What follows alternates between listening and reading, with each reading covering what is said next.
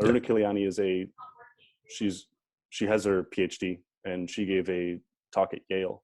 And in this lecture, the lecture was called The Psychopathic Problem of the White Mind.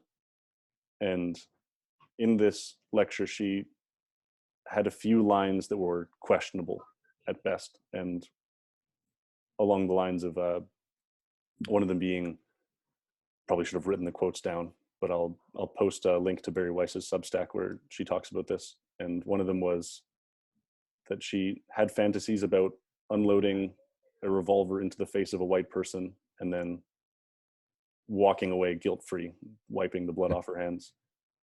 Another one was that all white people are bad apples. And regardless of what I think about what she said, I think that, number one, Yale won't post the lecture, which I think is a little bit of cowardice, because the actual That's why I can't find it. So Yale, so there's one person that had it recorded. It's really bad audio. You can't speed it up or anything and listen to it. It's really bad audio. So Yale won't release it, which I find, I don't like that, because the actual lecturer wants it released and she wants a copy of it, but they won't give it to her. Number one, I think that people should be able to listen to this, just understand what's happening in universities and how this is actually a perspective that's taken very seriously. Number two, I think that how it's being handled in the media is how all issues should be handled in the media, where people are having her on and actually letting her discuss her perspective. And she's able to explain what she means, where she's coming from, and whether I agree with her perspective or not, that's one thing. But whether I think that she should have the opportunity to speak about these things, initially I had a reaction which was along the lines of, why is this human being allowed to speak at universities?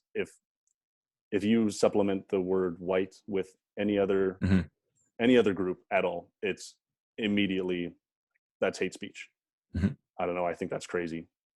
But I think that allowing her to actually talk about her perspective on things, it opens up a whole field of discussion as to how people actually feel about this, how the way that she presents it is that lots of minority groups actually feel this way when they talk to white people.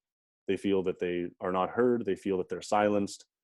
They do feel that often the white culture is sociopathic and just steals things.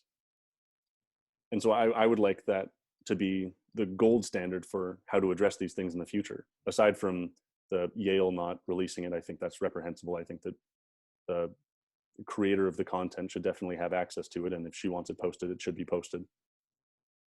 But the way that the media is handling things, by allowing her to come on and discuss her ideas and essentially explain things, when we have to be allowed to say things poorly in order to get anywhere. And people have to be able to play devil's advocate. That's another thing that I don't like lately, the death of the devil's advocate. When people say this doesn't need a devil's advocate or that doesn't need a devil's advocate, I think that at the deepest root, I think it's a little bit arrogant. And the way that I interpret it is, people say, I know so much about this thing and have experienced so much with this, that any perspective that you bring to this will inherently be wrong. So I don't want you to speak about it at all. And I do think that people should be able to explain their ideas. And the fact that she's been able to explain this gives me hope that we could potentially expand this to all ideas that we inherently cancel because we don't agree with them. We think that this person's wrong and they should be silenced immediately. I think that people's willingness to actually sit down and have conversations about them, I think that's so much more important. And the fact that we were able to do this with this particular example is somewhat disheartening because of how, I think, outwardly problematic it would have been for any other group. And I think identifies to me gives some kind of hint towards where culture could be going. But at the same time, I think that people's willingness to sit down and talk with her about her ideas, that gives me a lot of hope. I'd like to know what you think about that. Yeah. So the devil's advocate thing, I agree with you. I think one of the biggest issues was, particularly last summer, people of color were given this quote unquote forum to speak on their experiences, where did that come from? A lot of it just social pressure, and companies were like, hey, Black people, come, let's chat on a Zoom and tell everyone what you felt. And that's different to what we're having, which is open dialogue.